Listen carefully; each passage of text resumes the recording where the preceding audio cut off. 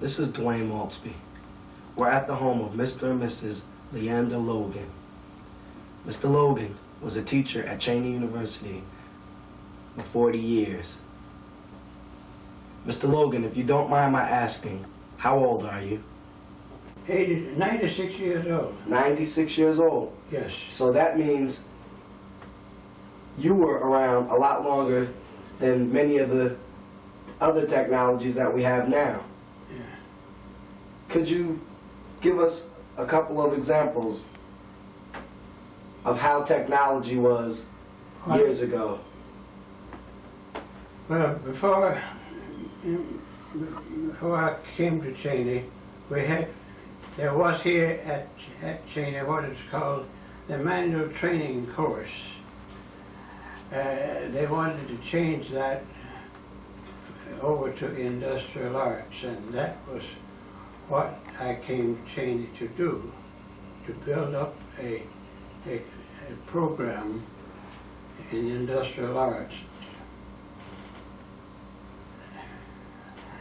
It wasn't Dr. Hill then. When I came to Cheyney, the official name of the institution was the Cheyney Training School for Teachers. And that consisted of a 3-year course in manual training, and for women it was the home economics for a like period. The student enrollment for both courses was very low, and it was rather an expensive proposition because of the smallness of the enrollment, both in home economics and what was to be industrial arts. The industrial arts program, so far as the shop work was concerned, consisted at the beginning of cabinet making, carpentry, mainly. And the cabinet making consisted mainly of the reproduction of period furniture.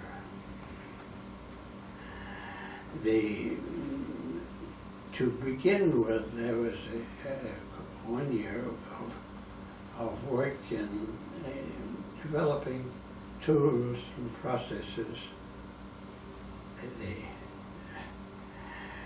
Most young men in those days thought they knew something about tools and processes, but they had to unlearn a great deal of what they thought they knew in those days.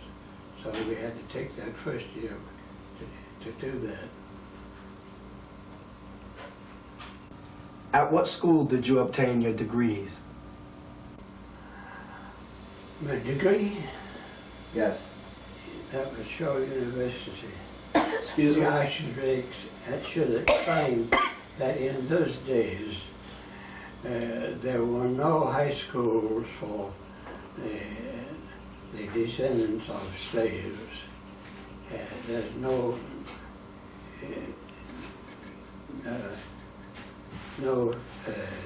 state-provided high schools for our people. And so all of the colleges, most of them are church-supported colleges. Take Fisk, for instance, and then Atlanta University and Shaw University and some others. All of them had to support their program in college by and that's by high school programs preparatory to college work.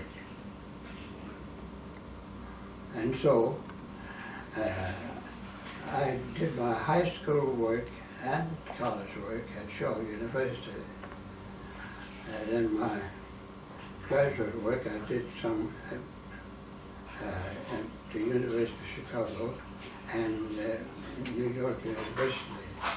I had the equivalent of 2 master's degrees.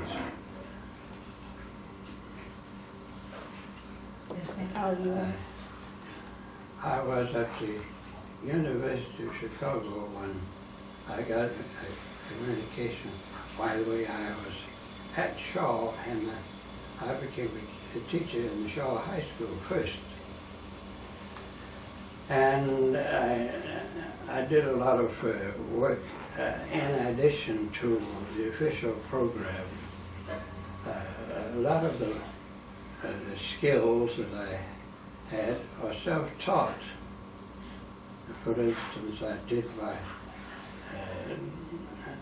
I taught myself machine shop work, sheet metal work, and finally metal spinning. These are in addition to the woodworking and carpentry. They had a shop there, a fully equipped shop, which was no longer in use. So I got permission to use those when I had time, so that most of the skills which I acquired were self-taught. Take, for instance, electricity.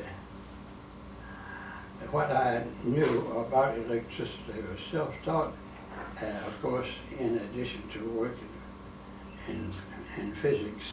When did you begin working at Cheyney? Beginning 31, and I retired in 66. You retired in 66. I was just born in 1966.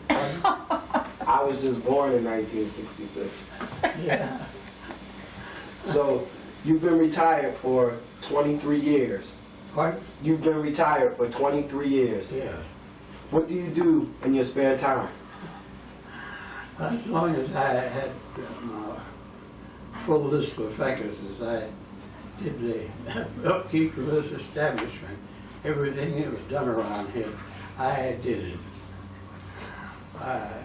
For instance, all the work in electricity and plumbing and all the rest, I did myself. When I first came to Cheyney in 1985, the first thing I remember the tour guide saying was that the buildings on Cheyney campus were named after famous blacks. One of the buildings on our campus is named after yourself, Logan Annex. For you, this must be an honor.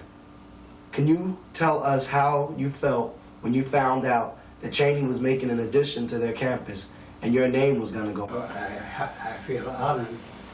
Yes. I feel honored. That's one way of putting it. Honored to be recognized as one of the older teachers and pushing of long service.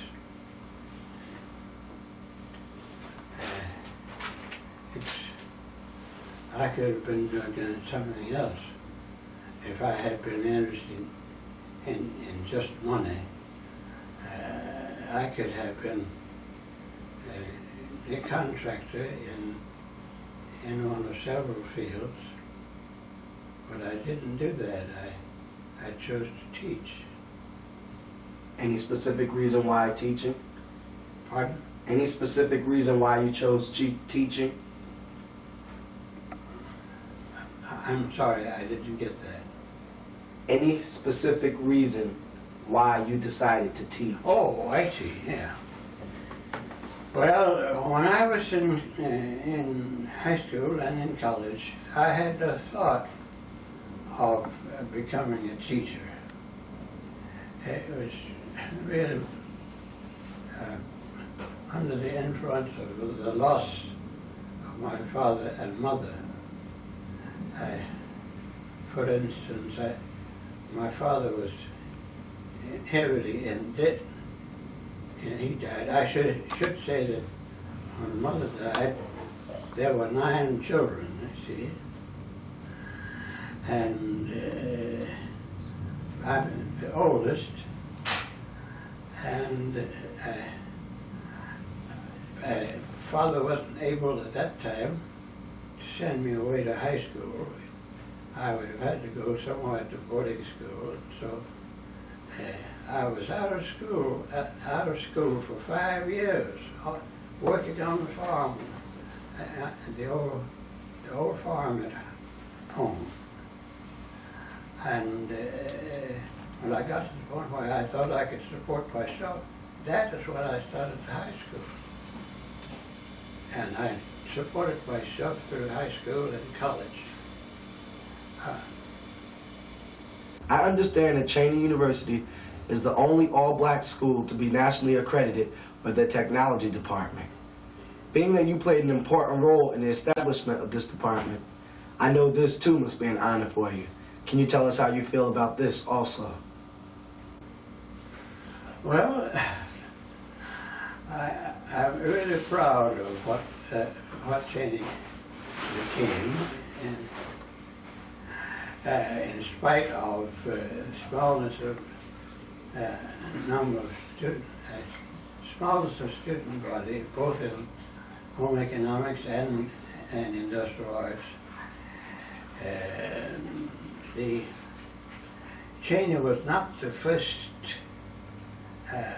degree-granting college in our group, because of the smallness of our numbers. Millersville became the first degree-granting college in industrial arts by 1 year. The Harrisburg didn't think it was just too much for so small a group. How long have you lived in this beautiful house? I bought this house in, let's see, that was 34, I believe. Let's see. When I came here, our people were not welcome to the community.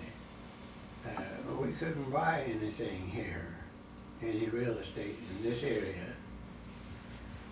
That was the understanding among the white people here.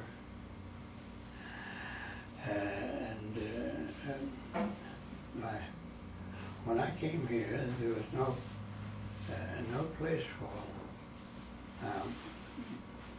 living quarters on the campus for married teachers.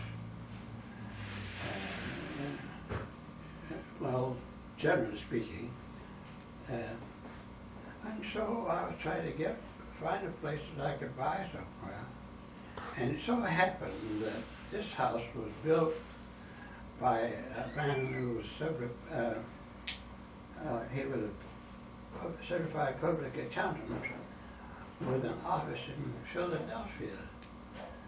He bought this place, and he and his wife and adopted daughter lived here for some time after the house was built.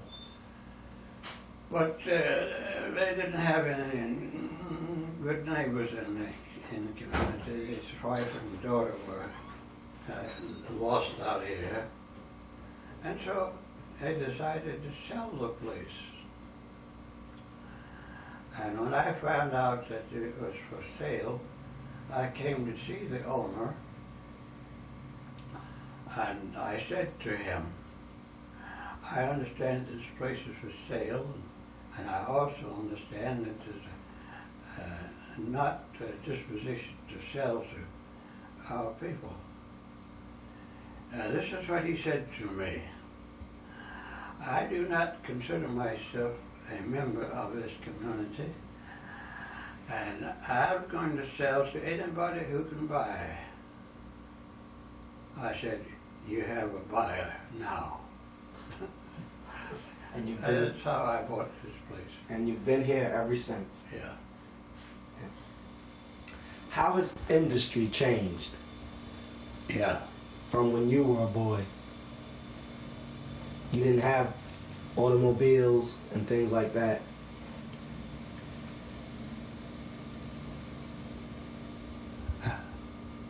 Yes, life has changed radically in my time.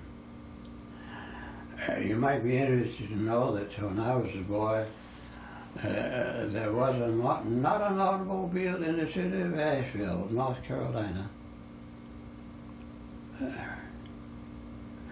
And the first automobile I ever saw came by our house out there in the country, 30 miles from Asheville. That's the first automobile I ever saw.